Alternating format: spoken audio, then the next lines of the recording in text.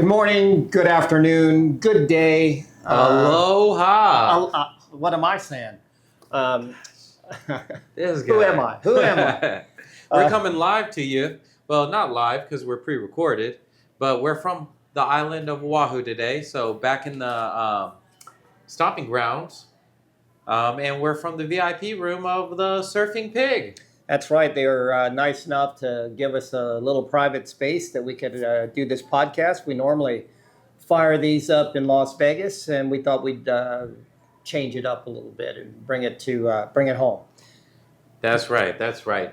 My name is Zach. I'm Stan. We're Who Closed Last Night, brought to you by Walnut Street Hospitality Group. We're a leadership group that likes to get on here and talk about our own experiences, what we've had success with, what we've had failure with, and how we've navigated treacherous waters. And, we're still alive and kicking. And if we can show somebody a better way to do something, help them through a tough time, or, help someone see a path through our own stories, then that's what we're here for. And maybe you just want to reach out and tell us we're full of BS, or reach out and say, I get it, because I've been there. That's right. We'd love to hear that. And, it always makes us feel, brings a smile to my face when people write us stuff, even if, it's goofy stuff. And we love knowing that there's other people out there that are like-minded. Oh, so yeah. Leave your comments below. Stop what you're doing right now. Follow, like, and share. You can find us on Instagram and TikTok at whoclosedlastnight_. You can follow us on Facebook at Who Closed Last Night. Watch us on YouTube. Listen to us on Spotify at Who Closed Last Night Podcast. And you can send your topic ideas, your questions, comments, concerns, any story that just is a standout story in your mind. You can share it with us at whoclosedlastnightpod, P-O-D, at gmail.com, and we'd love to share that with our audience and, provide maybe some commentary, laugh with you, cry with you, just relate with you.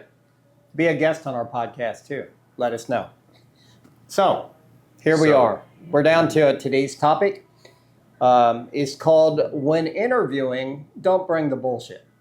Ooh. And so why I came up with this podcast topic is because I bet I've interviewed thousands of people.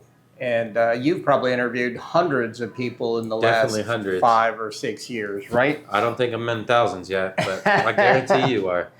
And one of the things that always turns me off about an interview is when people bring the bullshit, right? So most of the time when I interview people, I've already... Start getting a little hairy in there. I usually bring, I've had a phone conversation. That's right. A little pre-screen, make sure that they're not wasting their time. I can answer questions about the job and the position. A high level good fit. I just want to make sure we both have the same intention when we're going to meet in person, or if we should even not waste each other's time.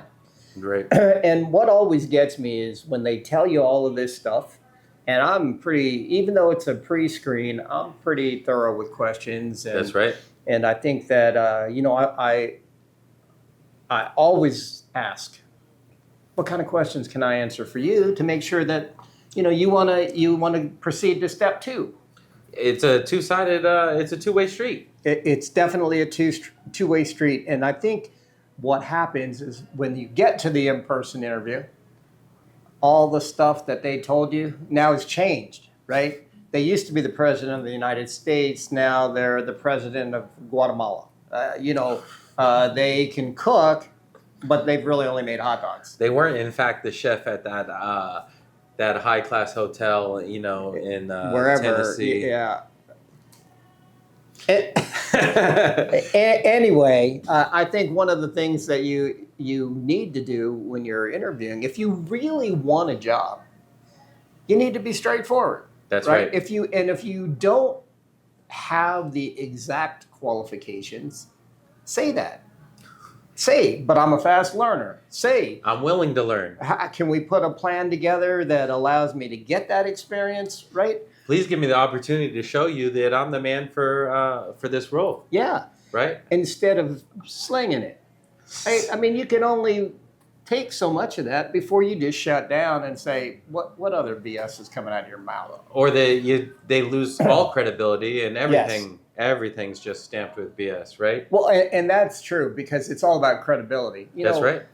Even if you don't have all the exact experience that we're looking for, if you're credible, if you're honest, if you have had responsibility, that doesn't mean that we wouldn't hire you. And I'll tell you that more times than not, we've tried to find a place for those people on our team, even Yes. if it means here's a step program. In the first 30 days, we want you to learn this, and then we'll pay you to, a different amount. And then the next 30 days, we'll pay you to do this. And The whole idea is if they're that eager to learn and understand, they're not at that level yet, but they're a fast learner. They will be that guy for you. That kind of feeds both sides, right? that's right. It controls maybe some risk on an employer side, but it presents a path to get to where you want to be relatively quickly on the potential employee side. And I think that, the only person, there's probably other things in my mind immediately. The only person that doesn't like that deal is someone that can't make good on what they spouted at the interview. Right. I think the other thing is you got to put the shoe on the other foot. That's right. Right. If you're coming in and we tell you that we're going to pay you $50 an hour to make burgers and fries, that's BS. And, we want you to ask those questions of us, and we don't want to tell you what's not true. That's right. And so we just want the same, I guess, want you to feel the same about wasting our time, right? Don't tell us stuff that's not true. Just be honest. And I would say this for sure. When you've done enough interviews, you can spot it 5 sentences in. Yeah. Right? You know right away that, oh, okay, right? And I always teach everybody, hey, ask 5 more questions, right? Past what you would normally Peel back ask. the layers? Peel back the layers of the onion, because you're going to find the truth in there somewhere. The truth. And the other thing with the same, the opposite side, you're interviewing someone and you're asking them why. How come you're leaving there? You spent some time there. It seems like you hit all the notches for someone in that role. You're looking for a similar role now in a different company. Why is that, right? Why not just, you made it through training, why not stick it out there? And their response to me a lot of times is, well, they weren't very open and transparent about some of the issues they had, right? They want me to balance a food cost, but I'm walking in the door and it's at 80% food cost, and they've got 1 ton of rice sitting in the corner because the last chef, didn't know how to order, and he thought he was doing the right thing. And now I got to come in here and not cut corners, but Right the ship. Right the ship. And it's going to take me 9 months to get there, and the whole time, I got to make it up with extra labor of myself, extra attention, whatever it might be. But to your point, that it's a two-way street, that we want to be just as credible as an employee, a potential employer, as we want the potential employee to be credible with us. I've heard the horror stories about a potential employee talking about a previous employer and how they weren't transparent and why they don't feel like it's a good fit for them due to the lack of credibility now. Yeah. But I would say that, if someone came to me and said, yeah, I had these issues at my previous position, at that one position, Yeah. Things can happen. Absolutely. Attitudes didn't mesh, characters didn't mesh. But if every job that you had prior to this interview was because your employer was, screwed up, wasn't honest, all of that stuff, there's a common denominator in there. Common denominator. Right? I mean, it's... What do they say? Numbers don't lie? Math doesn't lie? Math doesn't lie. That's and I right. think you got to take that into consideration. And the worst thing to do is take a job based on what you're telling them and then not be able to do the job. That's right. Right. And then it comes out later, and then your credibility is shot even more. Right. Now you're thinking, what else did he tell me? Right. Remember, we had this one manager that his resume listed 6 jobs. We'll say 6 jobs. Through conversation later on, turns out, oh, he didn't put this job on there, he didn't put that job on there, and he didn't put this job on there because he left or he no longer was employed there for some nefarious reasons. That's right. Whatever that may be. And typically you can, through conversation, get some of this out of whoever you're interviewing for whatever role, and their response, in my experience, has been, oh, I left some jobs off there because I didn't really spend a lot of time there. And it turns out to be a 6 resume where they look like they had put in some time everywhere, which, from an employer standpoint, if I'm going to invest in you and give you some opportunity, we're going to scratch each other's backs, right? Right. That looks like a healthy resume.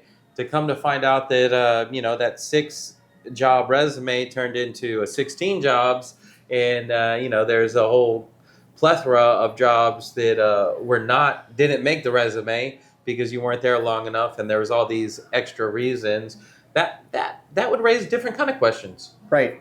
And we're, again, I read an article that said every resume has a little bullshit in it. Yeah. And, someone who was... they're not trying hard enough. There's not some bullshit in there. That's true, by right? the way. Yeah. But, if you worked at 7-Eleven at the counter, you're now a customer service agent and, all that kind of stuff, which is true, actually, by the way. You're right. You got real proper all of a sudden. You got real proper all of a sudden. But I think it's interesting that, you expect a little bit of bullshit, but you don't want the whole interview to be just full of lie after lie after lie. The first time that you ask a real question and they spout off some answer that doesn't answer the question, that's when the first flag goes up, right? Yep. Then you peel back another layer and said, "Oh, I thought you said that you did this," and then it's like, "Oh, well, no, what I meant was," another flag, right? I got 2 things to say about that. Go for it. Okay, so one, my mom used to say withholding the truth is the same thing as lying, right? So that kind of goes back to know better, do better, right? And there's some truth to that. You might not need to tell all your dirty laundry, but if you're boldly, it comes out to be a lie when you withhold some things, right? I got terminated because I didn't show up for a week, right? That's different than poor management, right? They had an attendance policy, and I decided not to follow it. The second thing is going back to a bunch of these short-listed jobs that people don't put on their resume. Hey, there's plenty of good reasons why that might happen, right? You're part of a military family, right? You get moved around a lot.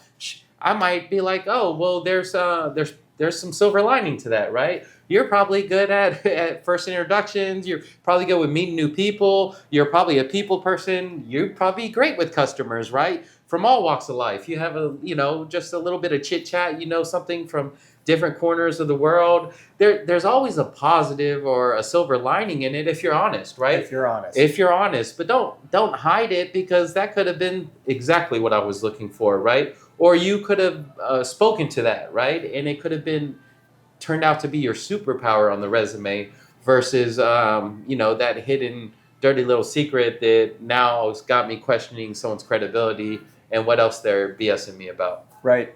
And I think that I find that most people that tend to move around a lot, they're hiding from something. They're something is caught up to them. Yeah. And they're moving on because they realize that, shit, I've been busted. Right? Yeah. I'm busted now. And, it's hard to dig yourself out of a hole. And on top of that, it's those same people that always blame it on their boss, right? That when in the next interview, that usually lied to get into the first place, right? And then they go to when you catch them and say, hey, this isn't, you said that you could do this. and then all of a sudden they're saying, How do you do this? how do you do this? And you say, well, I thought you said you knew how to do that. You burnt a bunch of whatever they were supposed to be a professional at. That was the foundation of why you brought that person on the team. And now you're like, wow, now I'm out all this product. I have nothing to show for it. And I'm down because I put all my eggs in this person's basket. And then they're going to leave and say, oh, well, Bad management. We brought in a gentleman for a chef position. His family owned barbecue catering back on the East Coast, and he was a professional. And on the phone, it was wonderful. In person, we bring up one of the general managers, and they are pretty familiar with barbecue. So he's like, "Oh, how do you do X, Y, and Z? What is your style?" Low and slow is the only answer that they can get. Oh, what temperature would you do that at? Oh, just low and slow. It's like they Googled, a phrase before, and it's like, okay, this is what I'm rocking with. But they knew none of the details or the intricacies of whatever craft that might be. Yeah. And I think that's what it is. When you interview with people that know their craft, yes, it's hard to BS them to the point where they, overlook all your lies. That's right. That's right. And it comes off so, disrespectful from wasting time, but it comes off as just no integrity, right? Don't sit in front of me and just lie to my face.